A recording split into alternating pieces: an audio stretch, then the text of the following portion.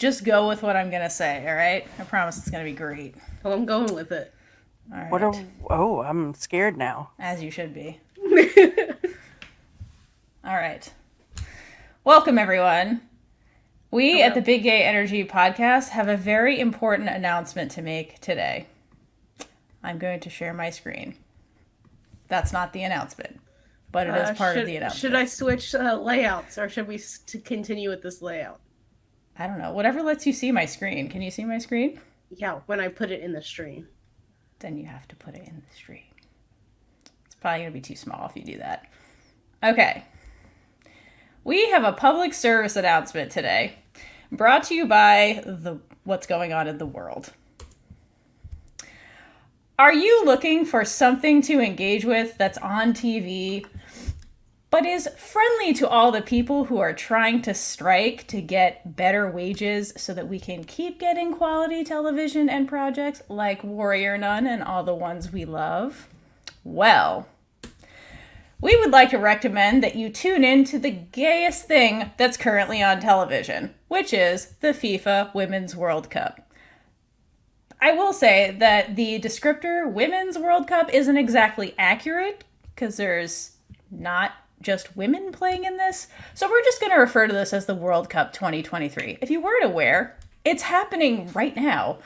And if you're not tuning in, we think you should. And we have some reasons why. It's really, really fun, first of all. It's very exciting. Whenever the world gets together to compete or do anything, it's fun. It's like a bonding moment for humanity. The coverage is really amazing because it's just everywhere, which is lovely. And there's iconic commercials that are happening to hype this up. Have you guys seen some of the Nike commercials that have come out? I saw you repost one on Twitter, Caitlin, I think. Did I? Somebody did. No, it was me. It was me. Was it you? Yeah. You should probably assume it's the other soccer fan.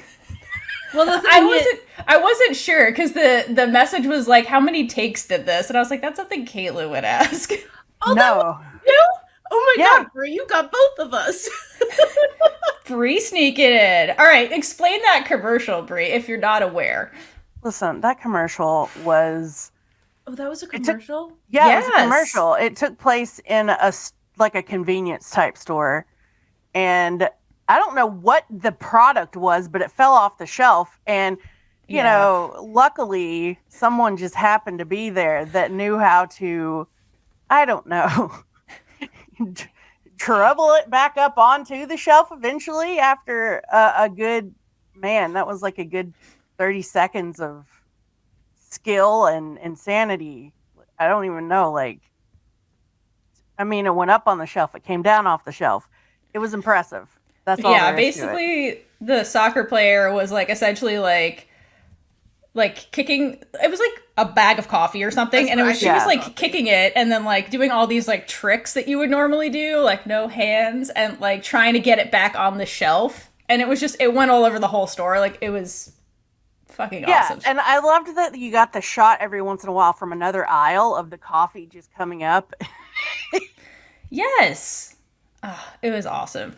There's a lot of really good commercials. If you saw the one from France, have you guys seen that one? Mm-mm. I barely know what's going on. That's why I put... Caitlin, we're trying to hype you up. Caitlin's our novice. All right, so the French team, what they did is they essentially played out a whole match. And it was men playing and doing all these awesome goal scoring and just defensive moves and stuff. And then halfway through the commercial, it stops and it essentially comes back and it shows you that somebody manipulated the players, and it was actually the women's team playing the whole time. And they were just we showed you it was men because you guys are all about the men's team. And you're yeah, they have great skills, but that was the women playing. And they did this without talking. So it's the coolest thing I've ever seen. And they're yeah, instead of just rooting for the guys, maybe watch the girls too, kind of thing, because they're just as good. It's awesome. It's you don't realize what you're watching until halfway through the commercial. It's fucking awesome. It's a statement because that's been a long held problem with the inequity in sides of the sport. Absolutely. And the women have been fighting for equal pay for years. And so if you're supporting the writer's strike for equal pay and better like conditions, support this as well, because that's what these fabulous people are also doing. The last commercial I want to talk about that's really, really cool, if you haven't seen it, it's Megan Rapinoe's Nike commercial. They basically turned her into like Sailor Moon / a Dragon Ball Z character. It's like an anime like stretch, and they even have her like fiance / wife, I don't even know if they're married, Sue Bird, makes an appearance in it. It's just fucking awesome, and it has a theme song, and it's what she deserves because it's her last World Cup ever. I was gonna say, isn't it her last World Cup? Yeah, so Nike like turned her into like a superhero essentially for her last World Cup, and it's awesome. If you haven't seen any of these commercials, please Google them all. They're iconic. I just amazing. remembered one. What? A commercial. Okay. And it's with this mom and her daughter, and I guess the mom's trying to explain how amazing the women are, and like she places these little chips out, and then like the chips turn into the players, and I don't know. That's the only one I've seen, and that's what I remember. I haven't seen the Megan Rapinoe one, so It's awesome. The theme song has been stuck in my head for like days. oh, maybe I won't watch it. No, I'm just kidding. All right. So, if commercials aren't your jam, there's other reasons to check this out. Women in suits, but not just suits, custom-made suits. Just is that not a commercial in and of itself for like why you should be watching this? I mean, that's a pretty. Just It should custom be convincing suits. enough. Custom suits, guys. Custom suits. The freaking Yora's really happy about these custom suits. It really is. Okay, but like the Italian women, when they flew into Australia or New Zealand, I forget where they started exactly, they literally got off the plane wearing suits. And there's like footage of this going around, and it's just like, how do you look like that? Getting off of like a 13-hour flight in your suits. I have an additional question. Since they're Sure. Italian, I want to know who designed the suits. Oh, I think Armani. I was designed going their to say, it's got to be. Yeah. Usually every competition they go to, like Armani custom makes their suits for them. So yeah, women in suits. I don't think we really need to explain that. Just Google it. Women's football teams in suits. Just, you're welcome. People in Okay. suits. Now, we are the Big Gay Energy podcast, and we wouldn't be talking about this if queerness wasn't involved. So here's another fun thing that happens every single time these teams get together. We have an opportunity to troll straight people because they can't see the writing on the wall. Now, Caitlin, since you are a novice to women's soccer, I have to explain this iconic tweet that went everywhere. I think during the Olympics. I think is what this is from. It was. It's the Olympics? Okay. Okay.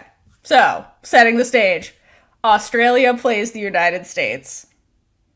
This was like knockout rounds, meaning like if you lose, you're gone, and the winner advances. And Australia lost. They're the ones in yellow. And the USA won. So these two players at the end of the game were doing this. And many news outlets were like, wow, this is why women's sports are so great. They're comforting each other. And this one person tweets, friendship has no boundaries. Win or lose, friends are still friends. And then the iconic, forever known reply to this was, they're lesbians, Stacey. These two people are dating. They've been dating for years. Yes, they have. So Kara and Mewis have been dating for years. Everyone's like, wow, they're such good friends. And everyone's like, gals being pals. They're dating. What the hell is wrong? So we get to troll straight people at least once a tournament because they can't see the gay for what it is. Because there's a lot of it, which is really the main point of all of this. There are so many queer players in this sport in general. I can't fit them all on a slide. There's so many. And this year, because of injuries, there are many on the field and also off the field. So if you don't have time to watch or don't know what's going on, check out the recap show with Preeth, because they're like a 20 out of 10 as a couple, and they'll be commentating on the whole thing. So like, and they're on YouTube. Explain you watch it for free. Who they are beyond their together name. Should I? Okay, so Tobin Heath and Kristen Press, 2 players on the U.S. women's national team. They've been roommates. Oh my god. The lore about them. They're my favorite couple. You can find deep dive freaking threads about this. God. No, like there's like a timeline. Okay, for like when they met, and then like for like years. I mean, like if you watch Tobin Heath walk, you're like, that's not a straight person. So it's like watching Theora walk. Yeah, like I'm like, there's no way that's a straight person. And then her and Kristen. So like a lot of these players also play in like a professional soccer league. I think it's called NWSL. Yeah, the NWSL, yeah. And about, I don't know, like a couple years ago, like Tobin was playing for the Portland Thorns, and then Kristen, I think, was playing for a team in California, I think, or somewhere else on the West Coast. Not in Portland, Oregon. The 2 of them were roommates during the season, which, why are you roommates with somebody who isn't your teammate? You play in a different part of the country. And they also had matching gold rings. Caitlin, what do you make of that?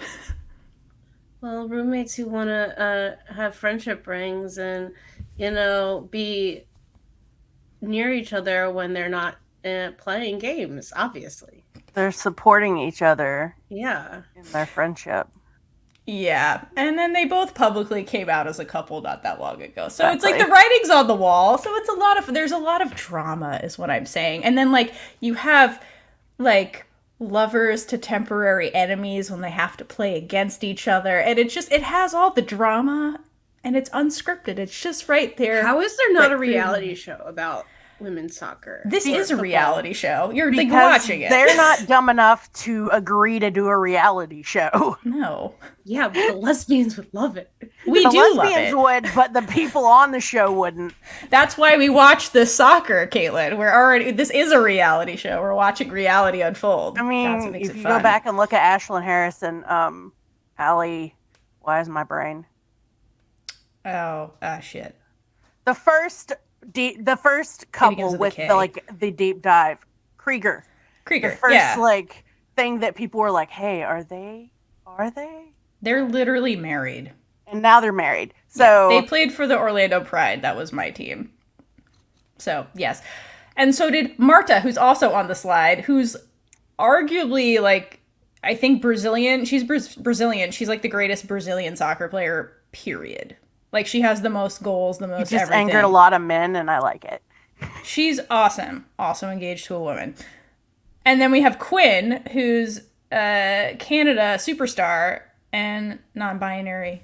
One of like the first athletes, like I think in this league to like come out as like, or at least publicly announce like they're non-binary. So it's just great, and it's reality. It's happening. There's so much drama, and it's just super gay. Just love it. We don't have time to cover all the gayness. There's just so I think there needs to be more episodes that we do, because I'm very confused. I now know about 4 players because I watched a game with Theora last night. I'm jealous. She didn't know. I just texted her. She didn't know. She was just texting me. No, like at what time is it? 9:00 for me. Theora, I was like, I'm learning about soccer, and then she just got 15 messages of me asking what the hell was happening. That's hilarious. Well, I wish I had access to the. Maybe I'll look, but I want to spend $60. We went to a bar where they were playing it because we don't have cable. Yeah, I don't like people. But I'm glad you brought that up, Caitlin. So if we've convinced you that this is something you should be checking out, and you don't know what on earth is going on, That's okay. Let's give you a super quick rundown of what this sport is. So soccer is what we call it in the US of A because we can't do anything correctly. No. It's called football or football everywhere else in the world because this is a sport you primarily play by kicking a ball with your feet. That makes sense. Yeah. Soccer has the term comes historically from stuff that I'm not going to talk about because it doesn't matter. I want to keep this simple. So really the goal of the game is to kick the ball into the other team's net. And if it goes, it's the big box with the net on the back. And if it goes in there, you get a goal. And that's how you score a point.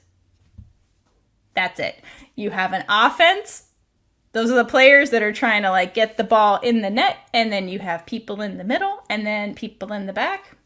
That's all you gotta know. Any questions, Caitlin? Yes. What the hell is an offside? Oh no! Don't go there. That's easy. Hold on. Explaining offsides. Here we go. All right. I have a whole list of like documented 20 No, questions. Caitlin has questions. Listen, this is the novice section. If you have questions, we're here to answer them. Offsides is confusing, or offsides, really. Offsides. Okay, so can you see my little mouse dancing around? Yes, I can. Okay. So we're going to be the blue, let's pretend the blue team. So this is defense. They're the ones hanging out on this big box that's painted onto the field. That's like the keeper's box. Keeper guards the goal. They're the only player that can use their hands. It's not a goalie? They're a No, goalie. it's a Same keeper. A goalie, goalkeeper. keeper. Same term. Same person. They can use their hands because they have to guard the big box. They stop the ball. That's their job. All right. They get boxes to like designate where people are. All right. So, and then they have defenders. They defend the goal. All right. So the way offsides works is if the purple team, the other team, comes down the field because they're trying to score in the blue team's net, right? Mm-hmm. Okay. If one of those, so it would be pretty super unfair if you had one of the purple players standing next to the goalie the whole time, just waiting for the ball, right?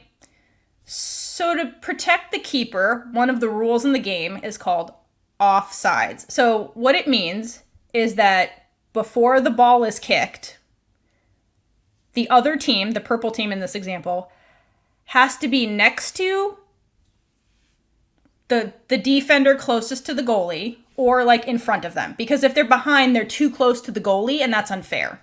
That's what they call offsides. Does that make sense? I knew that face was coming. Yeah.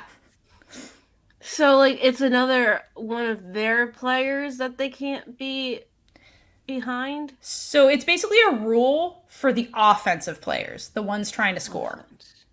So the purple They can't be people, too close to the goalie. That's really what it is. Yeah. So they can't be on the other side. They can't be between the goalie and the nearest defender to the goalie. Yeah, so where my mouse is like in between the goalie and the last defender. If the purple team kicked the ball towards the goal and that player was standing right here, that would be considered offsides because the purple player is closer to the goalie than the blue team is. Does that make sense? Well, how far can the goalie go? Goalie can The go goalie anywhere. Can go wherever they want. She can go wherever she wants. If they just go to the other side of the field, then they can No, never if they go to the other side of the field, then they'll kick the ball right in the net. Yeah, But it's like, but yeah. They can kick the ball in the net from wherever. Basically, Caitlin, if that was the case, like let's say the goalie was like, screw this, and went up to the midfield line, her entire team would have to do that too. Yeah. It's like the last player. Like this blue dot doesn't even need to be the goalie. It's just the last player on that team next to the goal. It's a marker for where the other team can be. Yeah. Yeah. so To it's make it anybody fair. on that team. Yeah. So It's what usually if they just played on the other side? You could. what? That would be defeat the purpose of the game. Yeah, it There defeats the would be purpose no of the game. But like, And that's probably a rule somewhere that you have to have X amount of people on your side of Yeah. the field so that you That can't you- do that. Have to have. is There's that a why those rule three somewhere. people were always on the other side of the field to get the ball? Yeah. Because I mean, yeah, if you crank all your players up onto the side of the field and somebody just launches it into the goal, your goal is unguarded and that's a goal. So that's kind of stupid. Yeah, they can kick that ball really far. They can kick it from wherever. Yeah. So offsides is just a way to keep it fair between the other team's scoring players and the goalie and the defense on the opposite team. That's all it is. It's just so that they aren't too close to each other, so it's a fair play. That's all that rule really is. Good. Fine. What other questions do you have? How long is this game? It keeps going forever. No, 90 minutes and then add on time for stoppage. So if somebody gets injured and they have to be carried off the field, then they're adding some time in. Or if somebody fouls and there's like a few seconds, Yeah, so unlike American football, which takes 4 hours, with actually like 20 minutes of play time, where they're actually doing stuff, because they blow the whistle, stop the time, blow the whistle, stop the time. Soccer is not like that at all. You have 2 halves. Once they start, the clock runs for 45 minutes and then they stop. So if during those time periods somebody gets injured and the players aren't playing because they have to stop and like send medics in and stuff, one of the referees clocks how much time they weren't playing, and then they tack that on at the very end of the game. And they call that stoppage time because the game stopped, but like the clock doesn't stop. Does that make sense? So it's like at minimum the game is 90 minutes. At maximum, it's like whatever time is added on after that. That's what happened with Morgan last night, right? Right, because she was injured. There was a couple of injuries where, like, again, the clock doesn't stop, but the game stopped. So somebody else is like, how much time did that take? So the game last night, they added 9 minutes on at the very end because that's how much time elapsed where injuries were happening. And they just tack it on at the end. And then once that time is up, the game's over, basically. Unless they tie, and then they can go into penalties. But at this point in the World Cup, it's not a knockout round situation where you need to have a winner-loser. They assign points based on how well you do, and then you, like, advance or not. Do they add the time that it takes for them to do substitutions as well? No. You have to substitute when there's already a break in the game. Like, the game has to stop. So, like, if somebody gets injured and they stop the game, that's a time period where you can sub people in and out. You can't just stop the game and sub people in and out. Like, the game has to naturally come to a break for you to sub players. Or a goal has to happen or something. Last night, they were talking about how the substitutions are going on for such a long time. So for those that don't know what we're talking about, we were talking about the Vietnam-USA game that happened. And that was the very first game for both of those teams. And so this is more like advanced strategy stuff where, like, the USA was ranked higher than Vietnam. This is Vietnam's very first World Cup ever. They are very much underdogs. USA has won half of the cups ever, so they're like top tier. So one team is much better, more experienced than the other. So the USA, what they were doing is playing their like rookie team to get them used to playing on the world stage because it's intimidating and scary to play nationally. And some of the players yesterday, it was their very first time doing that. So the USA is trying to like get those players more comfortable with playing before the stakes go up when they play better teams, essentially. No knock to Vietnam. They did great. This is just a strategy thing. So at the end, they were subbing in, like, more veteran players. And I forget if, like... I think they were talking about Vietnam doing it. Vietnam was doing the exact same thing. Like, they were just strategically subbing people in as the USA was subbing in more veteran players to keep the teams matched. So that's why you heard the commentary. They're like, oh, this seems well rehearsed. This is they're strategically subbing people in. That's what they were commenting on. That's all. That's not a part of like every soccer game. It's just the coaches are strategically swapping in and out players. Some people get tired, some don't. Like, there's many reasons to do it. That's what you were picking up on. That has nothing to do with soccer as a whole. All right. Well, if you have questions, feel free to reach out to us and the many people that are literally following us for this World Cup for some reason. So if you're convinced and want to join in on all the fun, pick your team. There are many teams from across the globe playing in the World Cup in all the groups. Just Google Women's World Cup 2023 and you'll see all your teams. The World Cup is going on now, and there's like games, I think, pretty much every day or every other day until the final match on August 20th. This cup is taking place in Australia/New Zealand, so the times may not always be friendly for you, but what is sleep anyway? We don't need that. So I hope you join us for this fun time because we can actually engage with it and not cross picket lines. So that's really great. You guys have any final words? I hope that everyone takes a look and enjoys some of the fun and then comes and talks to us about it. Yeah. I will learn football. You will. We got this. All right. Well, this has been a big gay PSA. Have fun. And truly, no matter who you root for, the queers win at the end of the day because this is just the gayest thing ever, and it's just unscripted. It just is reality, and it's gay, and it's wonderful, and it's awesome. So let's go, lesbians. Let's go. 2023. And with that, we've been Big Gay Energy. If you like this episode, check out all our other episodes right here on YouTube. Please like, leave a comment below, and subscribe for more amazing, super gay content. If you'd like to support us, check out our merch store, or join our Patreon for early access to episodes, exclusive content, and so much more.